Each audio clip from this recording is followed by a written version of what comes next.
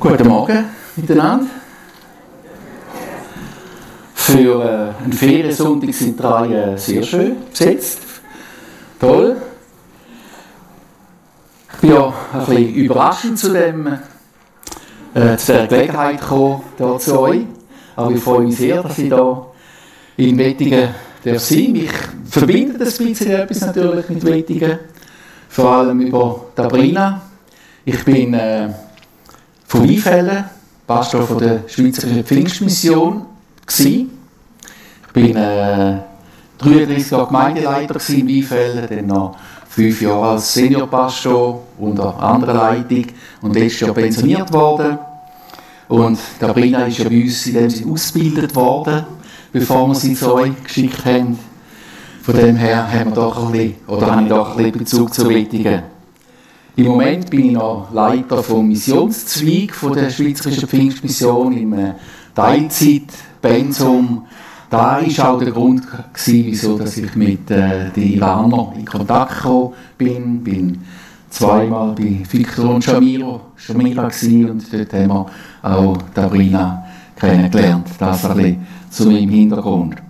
Und jetzt freue ich mich, dass ich mit euch einsteigen in eure Predigtserie. Es war mir ja eigentlich vorgegeben, wenn ich predigen soll. Ihr seid ja in einer Serie drin über biblische Persönlichkeiten, die zum Vorbild, zum Dienen geworden sind. Und da gibt es ja eine ganze Anzahl im Alten und im Neuen Testament. Und wenn wir so an biblische Vorbilder denken, dann kommen uns gerade zuallererst einmal die grossen Namen in den Sinn, oder? Das sind die ganz bekannten Josua, David, Gideon und. Ganz viele Persönlichkeiten. Und dann hat Meli in ihrer letzten Predigt vom letzten Sonntag gut ausgeführt, dass es auch nicht so gross bekannte Leute gibt, die uns Vorbild sein können, wenn es ums Dienen geht. Ich weiss nicht, wer von euch noch den Namen von Jonathan, seinem Waffenträger, kennt. Niemand, der hat auch keinen. Und sie hat das sehr gut ausgeführt, dass es manchmal mit ganz wenigen Bibelstellen werden Menschen, Personen beschrieben, die einen ganz ungeheuren Einfluss hatten für die Geschichte, die nachher geschrieben worden ist, manchmal mit dem ganzen Volk. Aber ist doch so, manchmal können wir uns fast ein bisschen besser mit denen identifizieren, die nicht so Grössen sind. Wenn ich mir den Paulus oder den Petrus oder wie sie alle heißen zum Vorbild nehme, dann denke ich, schon eine Nummer grosser. Aber wenn es noch andere Leute gibt, die erwähnt sind in der Bibel, wo du merkst, die könnten wir gewesen sein, oder da könnten wir uns identifizieren mit denen.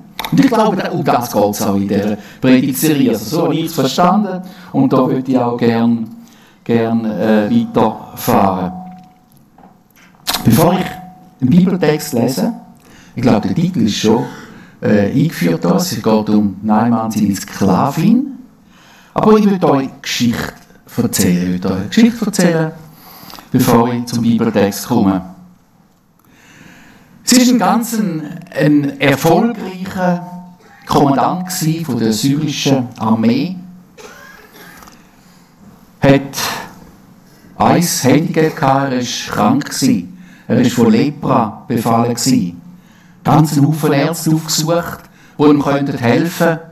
Aber, wie es damals war, Lepra war nicht heilbar. Es hat niemand gegeben. Und da ist ihm zu Ohren gekommen, dass es in Israel einen Heiler gibt, der ihm eventuell helfen könnte.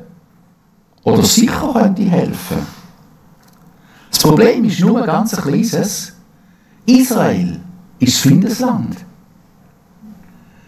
Und es ist nicht lange her, dass der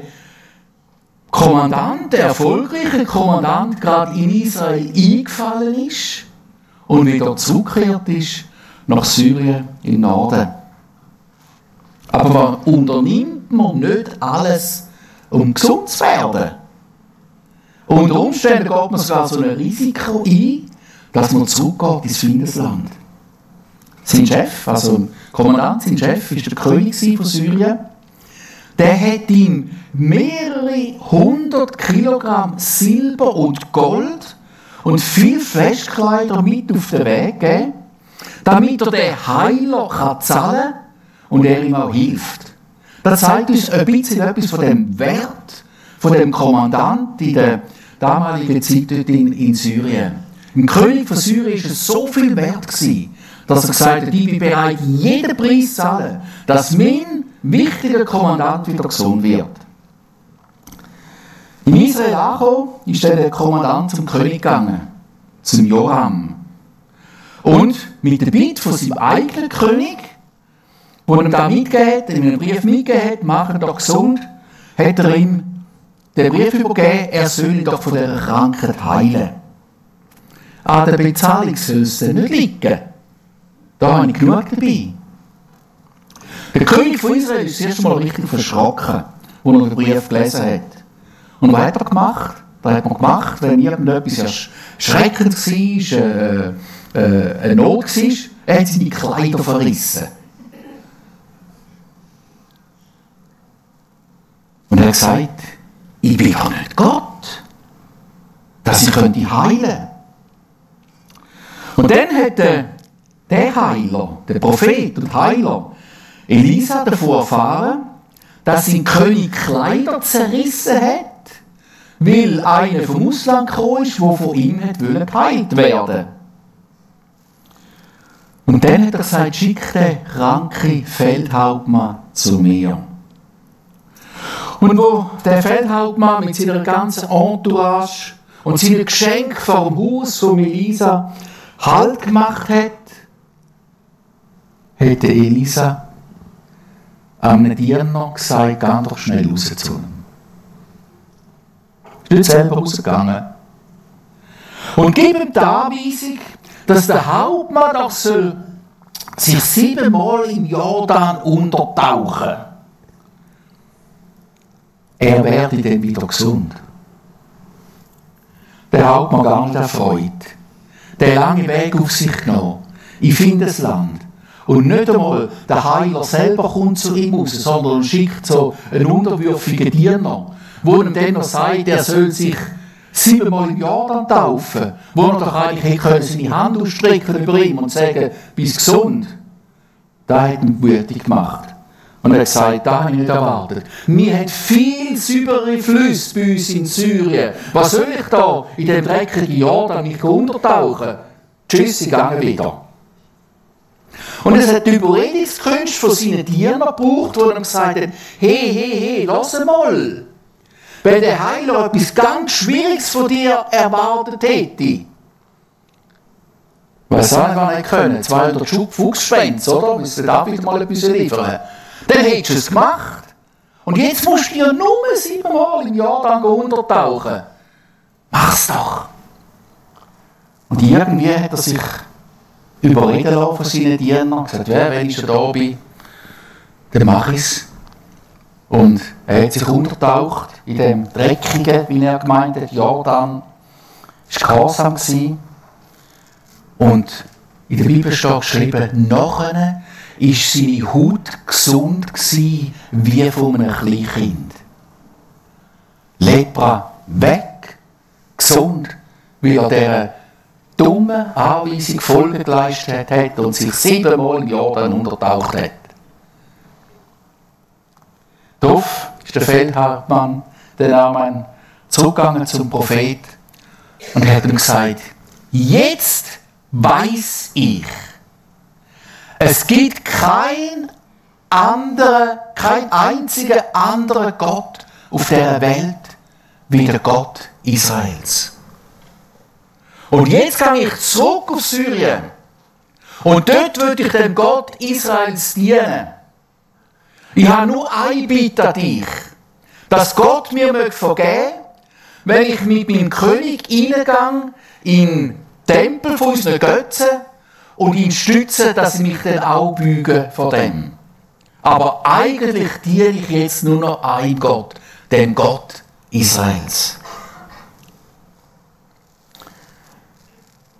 Wenn wir die ganze Geschichte so hören, dann sehen wir, wie viele Menschen beteiligt sind auf dem Weg zur Heilung und letztendlich auch zum Kennenlernen von Gott Israels, von dem Feldhauptmann.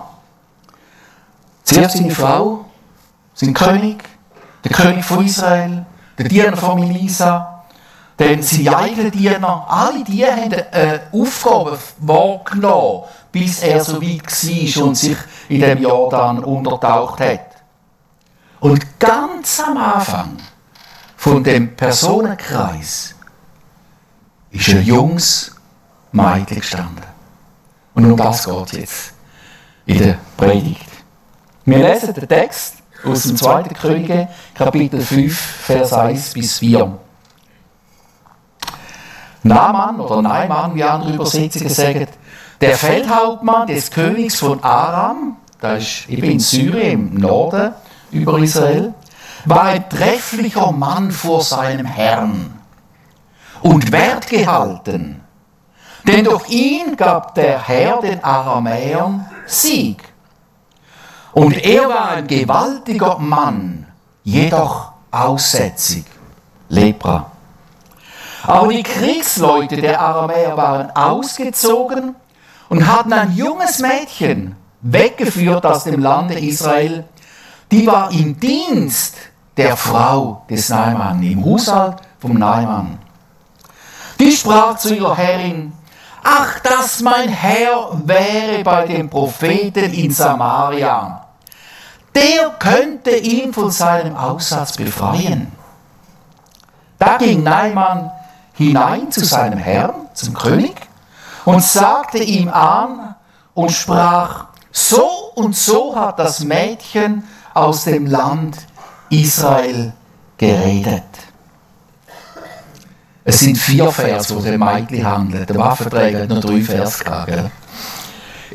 In diesen 4 Vers wird das Mädchen, das Kriegsgefangene war, beschrieben. Aber was in diesen 4 Vers geschrieben steht über das Mädchen, ist ganz, ganz gewaltig und hat mit Dienen zu tun. Und ich möchte anhand von dieser Geschichte 3 Sachen ansprechen, wo uns die Haltung und die Auswirkung daraus von dieser jungen Sklavin oder Dienerin zeigen, die uns auch heute noch betreffen. Wenn wir uns als Diener und Dienerinnen vom lebendigen Gott, als Nachfolger von Jesus verstehen, als solche, die sagen, wir wollen dem Jesus nachfolgen, der uns erkauft hat mit seinem teuren Blut. Erstens einmal, ihre Haltung gegenüber Gott und Menschen. Junges Mädchen, wo unfreiwillig in Syrien lebt. Und zwar als Dienerin im Haushalt genau von dem, wo die Schuld ist für ihre Entführung. Und eigentlich hat alles gegen sie gesprochen. Sie war eine Freundin im Haus. Sie war eine Immigrantin, nicht ein Hausbekannter oder Verwandt. Sie war vermutlich sehr jung. Also die kann ohne weiteres 12 oder 14 sein. Das heisst von einem jungen Mädchen. Und jung sind sie mit 14 oder bis 14. Nachher war man ja schon heiratsfähige Frau gewesen. Und dazu noch eben eine Frau, die auch in der damaligen Zeit noch nicht so eine wahnsinnige Bedeutung hat. Fern von ihrem Elternhaus, fern von ihren Spielkollegen, von ihrer gewohnten Umgebung. Und eigentlich könnte man doch sagen, die hat alle Grund gehabt, zum traumatisiert zu sein. Die ist zwangsentführt worden. Und hat ausgerechnet im Haus von dem, der verantwortlich ist, vermutlich auch noch für andere Entführungen aus dem Land, ausgerechnet im Haushalt von dem hat sie geschafft. Oh, da kommen ganz viele Fragen auf, oder? Wieso hat Gott mich nicht bewahrt? Wieso bin ich entführt worden, ausgerechnet in das Haus? Wieso muss ich jetzt da diesen Leuten dienen? Hätte ich ein Herz für Rebellion geben und sagen, nein, mache ich nicht, ich mache einen Stein. Versteht man, oder? Einen Stein, ja, Schweizerdeutsch. Die ist nicht als Evangelistin auf Syrien gegangen und gesagt, oh, ich darf auf Syrien gehen und darf das Evangelium verkünden oder von unserem Gott erzählen. Nein, die war dort, weil sie gezwungen worden ist, weil sie demütigt worden ist und weil sie gegen ihren Willen in einem Land war, wo sie nicht hätte sein wollen. Gibt es wirklich einen Gott? Ist anscheinend für sie keine Frage. Sie hat gewusst, dass in ihrem Land, dort wo sie herkommt, dass es einen lebendigen Gott gibt. Ein lebendiger Gott, wo ihren kranken, bösen Chef, wo sie weggezogen hat von der Familie, wenn der mit dem Gott in Berührung kommt, könnte geheilt werden. Sind wir ehrlich, sie hätten doch auch anders denken können. Sie können sagen, die Lepra, die der hat, das ist Strafe dafür, dass er mich entführt hat. Das ist Strafe dafür, weil er in Israel eingefallen ist und unser Land verunsichert hat. Gott möge strafen und er soll sterben. Aber sie hat irgendwie anders gedacht. Sie hat gedacht, wenn der Mann, der mich entführt hat, in Begegnung kommt mit dem Gott von Israel, den ich von dort her kenne, dann kann er geheilt werden. Gott hat sich nicht verändert, wenn sich unsere Umstände verändern. Der Gott in Israel ist noch genau der gleichmächtige Gott für sie. Und es ist doch so, nicht alle Leute sind freiwillig an dem Platz, wo sie stehen. Da müsst ihr nur eure Pastorin Gabriela denken. Die ist nicht freiwillig in die Schweiz gekommen. Oder ihre Eltern, die sind nicht freiwillig in die Schweiz gekommen. Sondern die sind wegen der schwierigen Situation in ihrem Land in die Schweiz gekommen. Und so gibt es einen Haufen andere Leute. Wir haben als Missionsverantwortlich habe ich mit einigen afrikanischen Ländern zu tun. Und eines davon ist vor allem Ruanda. Vor 30 Jahren war der Genozid in Ruanda. Die Älteren unter euch wissen das noch. Es hat einige, die dort noch gar nicht gelebt haben. Also das sind 1 Million Menschen umgebracht worden in Ruanda. Und ganz viele führende Leute, und darunter sind auch Gemeindeleiter gewesen, mussten flüchten, weil man ihnen gesagt hat, ihr habt unser Volk nicht gut beschützt. Und viele von diesen Gemeindeleiter, Pastoren, sind in andere afrikanische Länder geflüchtet. Und längere Zeit, über die letzten 20 Jahre, haben wir Pastoren in Togo begleitet, die mussten flüchten. Und die sind in Togo gewesen, als Flüchtling, haben nichts gehabt, absolut nichts. Sie sind dort gewesen. Und dann haben sie uns in die Schweiz geschrieben, weil wir sie kennt haben von früher, und haben gesagt, könnt ihr uns helfen? Wir wollen das Evangelium von unserem lebendigen Gott hier in diesem Land weiter verkünden. Das hat mich ganz tief beeindruckt. Nachdem wir sie angefangen zu besuchen, haben ihnen geholfen, dass sie in unerreichte Gebiete gehen, die noch völlig frei waren vom Evangelium, also das Evangelium noch nicht angekommen ist. Und sie sind wirklich in die hintersten Volksstämme gegangen und haben dort das Evangelium verkündet. Sie haben nicht gesagt, wir Armen sind aus unserem eigenen Land vertrieben worden, jetzt sind wir da, wo ist da die UNO, die uns hilft und wir kommen nicht weiter, sondern sie haben gesagt, wie können wir hier in diesem Land unserem Gott dienen? Und das ist wieder genau die Haltung, die ich sehe bei diesem jungen Mädchen. Nicht über die Umstände klagen, nicht verzweifeln und nicht sagen, ja, Gott hat uns verloren. Oder wenn irgendwie mal bei uns eine Prüfung wie soll ich sagen, in die Hose geht, sagen wir schon, hat Gott mich verloren. Die Prüfung ist nicht gelungen. Da geht es nicht um eine Prüfung, da geht es darum, dass dein Leben nicht mehr dort kannst leben, wo du bist. Und ich glaube, das ist etwas, wo das Beispiel von dieser Dienerin vom Naaman so deutlich zeigt. Gott ist der genau gleiche, in welchen Umständen wir auch leben. Und Gott verdient es, dass wir ihn ehren und auf ihn hinweisen, in welchen Umständen wir auch leben. Obwohl das nicht immer einfach ist. Ist für das Mädchen vielleicht auch nicht einfach gewesen. Aber das erste, die Haltung von dem Mädchen gegenüber Gott. Sie hat Gott nicht abgesagt oder verleugnet. Und die Haltung gegenüber den Menschen, bei denen, wo sie sogar als Sklavin war. Sie hat eine gute Haltung gegenüber. Sie hat Wohlwollen diesen Menschen gegenüber. Sie hat wollen, dass ihren Chef, ihren Hausherr gesund werden kann. Darum hat sie gesagt, er soll doch auf Israel gehen. Und? Was spannend ist, er hat ihr geglaubt. Kommen wir zum zweiten Punkt. Ihre Glaubwürdigkeit. Wenn man die Geschichte genau lesen, dann erstaunt das schon, dass sich der Hauptmann aufgrund von einer Aussage von einer Sklavin aufmacht und zu seinem König geht und sagt, das Mädchen hat im Fall erzählt, da gäbe es einen, den wir heilen können. Hey, Kinder schwätzen doch so viel, oder? Was machen wir? Ja gut, nein, damals war es sicher nicht so, dass man auf Aussagen von Kindern etwas gemacht hat. Heute sagen uns auch die 6-Jährigen, was sie gerne hätten und wir machen es, oder? Die Zeit hat ein bisschen geändert gegenüber früher. Aber da lässt sich ein Feldhauptmann von einem jungen Mädchen überzeugen, dass das, was sie sagt, wirklich Wahrheit ist.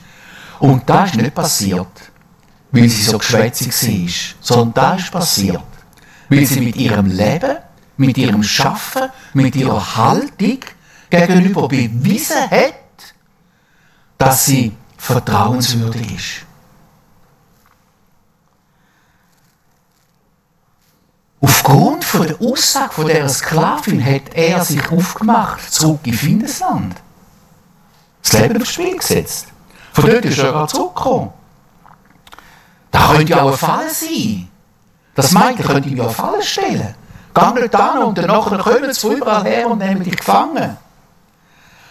Und er hat sich aufgrund von dieser Aussage von dem jungen Mädchen auf den Weg gemacht, mit beladen, mit Gold und Silber und Kleidern, weil er geglaubt hat, was sie gesagt hat. Das beeindruckt mich ganz enorm.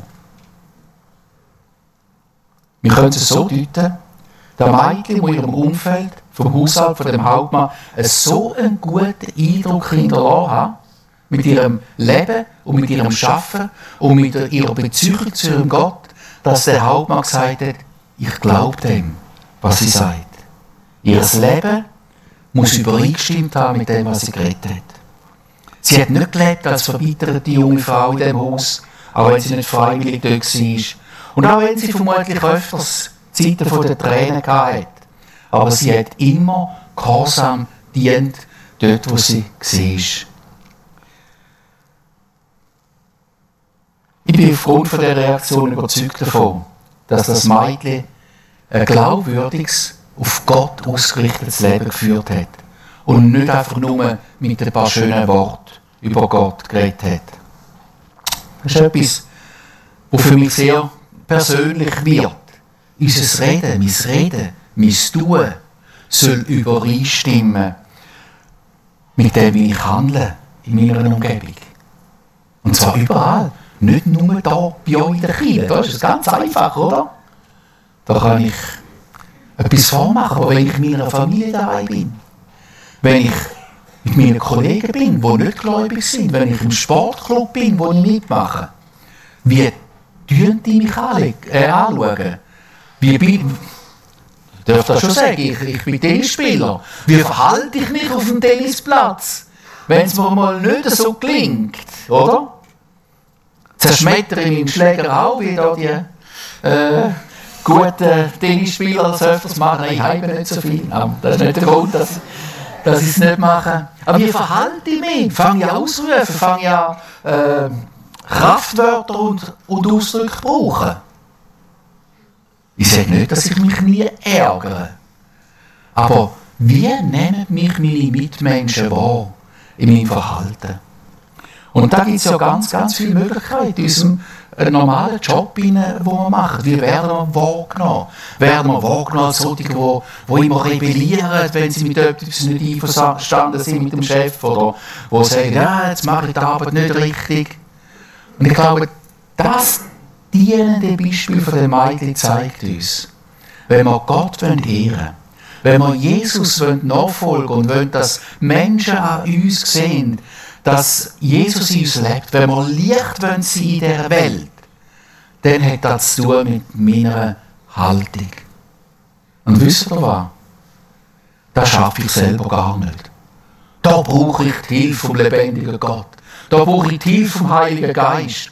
Und halt darum immer wieder das Gebet, Herr, schenk mir Gnade, ich brauche deine Hilfe. Das ist ein ehrlich und echtes Rufen zu Gott und ihm sagen, ich schaffe das nicht, einfach so immer schön brav sein und kein rebellisches Herz haben, aber ich brauche es und ich will, dass du kannst verherrlicht werden und kannst gesehen werden als der lebendige Gott. Und da kommen wir schon zum dritten Punkt in dem Ganzen. Wir haben vor Augen, wie das passiert ist. Der Feldhauptmann zieht los mit seiner Karawane, die mehrere hundert Kilo Silber und Gold müssen getragen werden, vermutlich von Kamel oder Ross oder was es war. Also da war eine ganze Karawane unterwegs gewesen, aufgrund von der Glaubwürdigkeit von einem kleinen, jungen Mädchen. Aber letztendlich hat es das Wirken von Gott gebraucht. Letztendlich hat Gott sich dahinter stellen, hinter das, was das Mädchen gesagt hat. Es war nicht der Prophet in Israel, der Elisa, der eine Heilung vollbringen konnte. Und ich glaube, das ist auch ganz typisch in dieser Geschichte. Vielleicht hätte er es können, er hätte zur Tür rauslaufen und gesagt, so im Namen Gottes bist du geheilt, geh wieder heim. Aber nein, er gibt dem einen Auftrag, und über dahin warst du schon ganz viele Prediger, da will ich eigentlich nicht zu groß ausführen.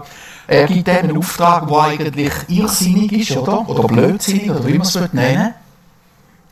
Wieso? Zum zu zeigen, es ist Gott, der heilt. Es ist nicht der Prophet. Es ist Gott, der das Wunder tut. Und da ist in allem, was das Mädchen auch gelebt hat, mit ihrer Glaubwürdigkeit, mit ihrem Vorbild, wo sie war, auch noch nötig gewesen. Da hat der Feldhauptmann erst überzeugt davon, sich auf den Weg zu machen. Aber das eigentliche Grosse hat Gott gewirkt durch seinen Heiligen Geist. Durch das Wunder, in dem Tauchen vom Jordan, tauch dich 7-mal unter und wirst nachher gesund. Wir lesen das nachher gar nie mehr, dass das nochmal passiert ist. Das war das einzige Mal. Und in allem innen erwarten wir doch, dass Gott wirkt. Wir können uns nicht unter Druck setzen. Also, ich weiss nicht, wie es dem weitergegangen ist. Versucht euch mal in die Situation zu versetzen, da ihren Chef zieht los. Und sie hockt daheim. Ich glaube, da ist noch ein Gebet in den Himmel gegangen in dieser Zeit. Hoffentlich passiert etwas. Gar nicht vorzustellen, wenn der wieder krank zurückkommen wäre, oder? Das war ein Risiko. Ich glaube, da hat sie wirklich auch vertrauen, dass Gott jetzt eingreift und etwas tut. Und das ist ja bei uns auch so. Also, wir können auch einem Menschen sagen, jawohl, wir glauben an einen Gott, der heilen kann. Aber letztendlich ist es der Gott, der es machen. Wir können es nicht. Aber es kann sein, dass so eine Aussage von dir und von mir jemandem gegenüber ganz einfach in einem Gespräch mal gefallen bewirkt, dass ein Mensch sich auf den Weg macht, den Gott überhaupt kennenzulernen. Und du hast dann vielleicht gar nicht viel beigetragen zu dieser Heilung, aber du hast Rädchen in Bewegung gesetzt. Dass überhaupt der Gedanke kam, aha, es gibt noch einen Gott im 21. Jahrhundert, der uns berühren kann. Oder kann irgendeine andere schwierige Situation geben. Vielleicht bist du einfach am Anfang, wo das angestoßen hat. Und nachher kommen noch ganz andere, viele andere, wie wir es da erwähnt haben. Die Frau vom Neumann, nachher kommt der König und alle die sind nachher gekommen und alle haben eine Rolle gespielt. Aber am Anfang ist das junge, einfache, namenlose Mädchen, die treu gedient haben in einem Haushalt von ihrem Chef und die so glaubwürdig war, dass etwas in Bewegung gekommen ist, das nachher zu einem Umbruch geführt hat. Denn nein, man hat Gott kennengelernt, er ist nicht geheilt worden. Er hat Gott kennengelernt, so ist es beschrieben in diesem Text. Und das ist ja das, was wir möchten. Wir möchten, dass Menschen in unserem Umfeld Gott kennenlernen dürfen erfahren. Es gibt einen lebendigen Gott, es gibt eine Erlösung durch Christus. Und manchmal ist es ein einfaches Wort, eine einfache Tat, eine einfache Handlungsweise. Und du denkst, ja, das ist so wenig. Ja, wenn ich es jetzt kann überführen zum Glauben oder kann zu Christus führen, dann.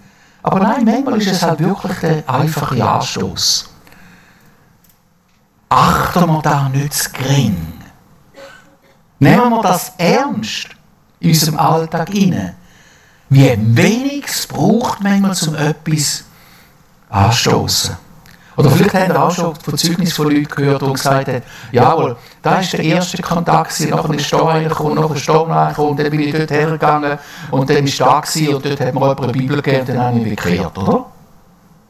Über x Wege, oder? Ich glaube, wenn ich da eine Frage hätte, sagt uns andere Zeugnis von euch, die davon erzählen könnt. Es war nicht einfach ein Punkt gewesen. Und so ist es auch, indem ich mir das Mädchen angestoßen hat, und so ist es auch in unserem Leben. Aber achten wir da nicht gering, was wir machen können in dem Umfeld, wo wir hineingestellt sind. Wenn das Mädchen nicht als Gefangene im Haushalt vom Hauptmann gelebt hätte, wäre er nie auf die Idee gekommen, zurückzureisen zu seinen Feinden auf Israel und sich dem Risiko auszusetzen. Es hat etwas gebraucht, die Gefangenschaft von dem Mädchen. Aber die ist zum Segen geworden, nicht nur für den Allmann, sicher auch für seinen Haushalt und andere Menschen.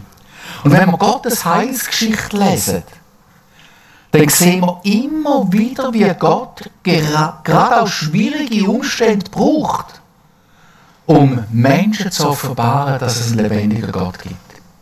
Und wenn du jetzt selber gerade in schwierigen Umständen bist, dann denk nicht, wieso hat Gott mich verloren? Oder wieso bin ich in diesen was habe ich falsch gemacht? Sondern schau es mal von der anderen Seite an. Wie kann ich Gott auch in diesen schwierigen Umständen mit meinem Leben verherrlichen, dass mein Leben zu einem Anstoß werden für andere Menschen, dass sie auch sich auf die Suche machen nach dem lebendigen Gott. Und da braucht einen Entscheid von uns selber. Einen Entscheid von mir. Nicht mich anzuklagen, auch nicht Gott anzuklagen, auch nicht die anderen anzuklagen, sondern zu sagen, wie kann Gott mich in dieser Schwierigkeit brauchen, dass er doch verherrlicht wird. Wenn wir die Heilsgeschichte der Bibel anschauen, ihr seht immer schwierige Umstände. Ob es der Josef war, ob es der David war, alle zusammen sind durch schwierige Umstände gegangen, bis hin zu den Jüngern im Neuen Testament, wo die Verfolgung über Jerusalem kam und nachher sind sie rausgegangen, die bewirkt haben, dass Gottes Reich grösser wird. Und ganz selten sind es einfach nur die Fingerschnittmomente, sondern die schwierigen. Wir Christen in der westlichen Welt denken oft, wenn es nicht so läuft, wie es für uns angenehm ist oder bequem ist, dann ist es wahrscheinlich der Teufel, der dahinter ist, oder es ist nicht Gottes Wille. Aber vielleicht wird sich Gott genau darin zeigen. Es ist doch unser aller Gebet, dass das Wirken von Gott stärker wird, dass wir es mehr sehen können. Aber um das Wirken Gottes mehr zu sehen, gehen oftmals schwierige Umstände voraus.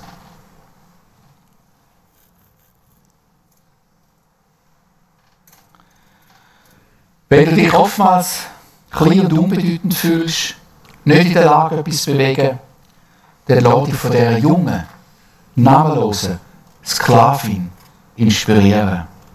Weil durch ihren Anstoß etwas missionarische Bewegung gekommen ist, wo nur Gott tun kann, aber wo er dich mit reinnehmen in den Auftrag, wo er dich meint.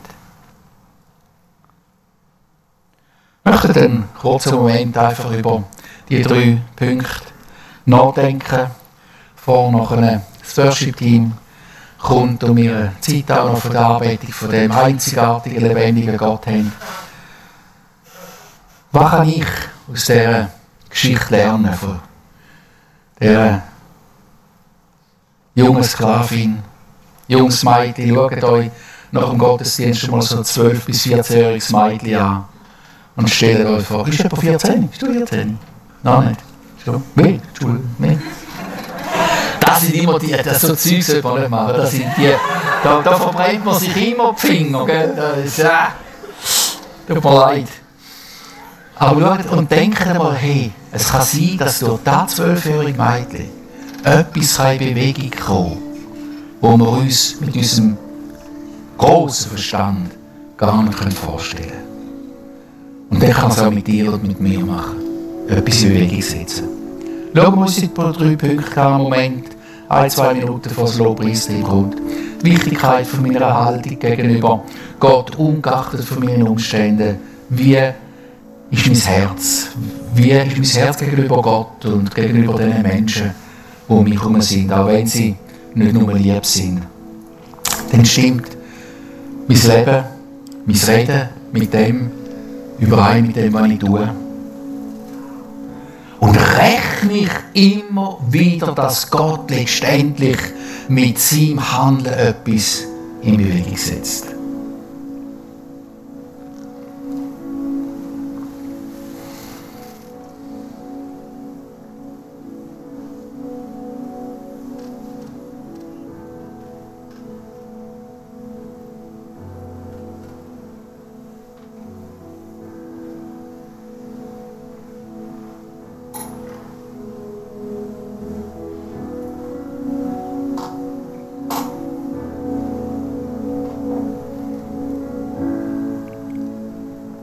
Vater im Himmel, dein Wort handelt nicht nur von Menschen, die